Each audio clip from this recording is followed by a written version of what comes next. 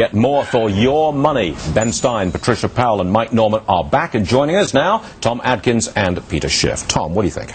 You're going to see prices go up about 10%. Here's why. Because you're going to come into a regular, normal market, and in regular, normal markets, that's about what kind of appreciation you get. Why? I look at the hit that the housing industry took over the past year. You had oil prices that went up, which made gasoline cost 50% more. You had the Federal Reserve over 2 years raise rates 300%.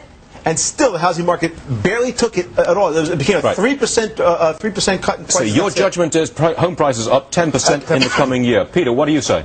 Well, today's home prices are completely unsustainable. They were bid up to these artificial heights by a combination of temporarily low adjustable rate mortgage payments, by a complete, absence of any lending standards, and by speculative buying. And what's going to happen in 2007 is a lot of these artificially low ARM payments are going to be reset upward.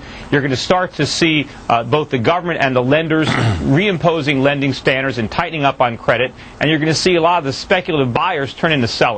And these sky-high real estate prices are going to come crashing back down to earth. And there's no way to stop it other than the Federal Reserve creating so much inflation that rather than real estate prices collapsing, the price of everything else goes through the roof. And so I say it really doesn't mean much if your townhome is worth $1 million if it costs you $500 to fill up your refrigerator. Okay, so your word is sharply lower by the end of 07. Ben Stein, what's your opinion on this?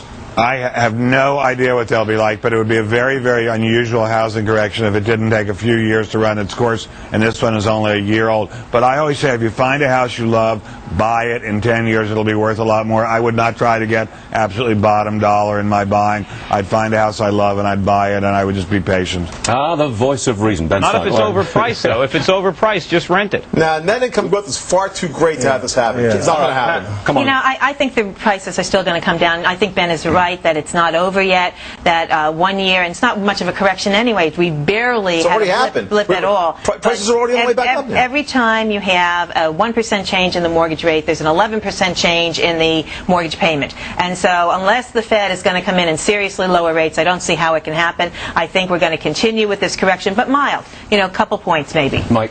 I first of all, I have no idea what Peter Schiff is talking about. I agree with Tom. I think they're going to be probably up to about 10%. What artificial lending standard are you talking about? Well, mortgages have been issued. We have a tiny default rate in the single digits, and that only applies to subprime. In other words, people with the lowest level of credit standard.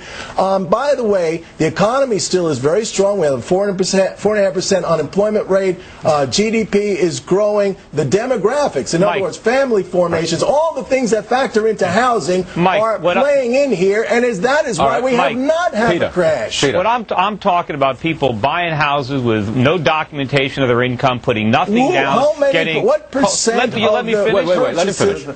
With no documentation, putting nothing down, getting negative amortization, interest-only mortgages. They're buying homes they can't afford. They're speculating on appreciation. Hold on. Interest-only mortgages there's nothing wrong with them because you're paying the interest, you're not losing money on it. But the key thing to look at is net income growth. If net income growth is going up and interest rates are staying the same, and we have no inflation right now, there's no reason for it to go up, you're going to see prices go up again. Yeah, a lot of people who did that made a lot of money on their return on investment. They made a lot of money. Wait. Last word to Peter. Most of the profits that people have in real estate are going to vanish, just like the profits in the dot-coms in 1999-2000. It's a fantasy. People can't sell their house. The inventories are exploding all over the country. Houses are on the market for 6 months a year. There's no bidders. The prices are going to fall through the floor. You guys are deluding yourself. We heard it loud and clear from all of our panelists. We thank you very much. Next. Are you ready? Do you have what it takes to not only survive hard times, but also thrive in them? In times like these, the most valuable currency we have is food and food reserves. It is more precious than gold, oil, and cash. Food is our greatest dependency, because when you're hungry, nothing else matters.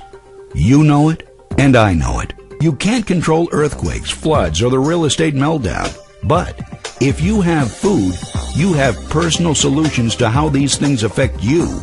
Register right here, right now, and order your 6 free meals so you can truly discover what the currency of the future and your freedom taste like. eFoods Global, saving families one meal at a time.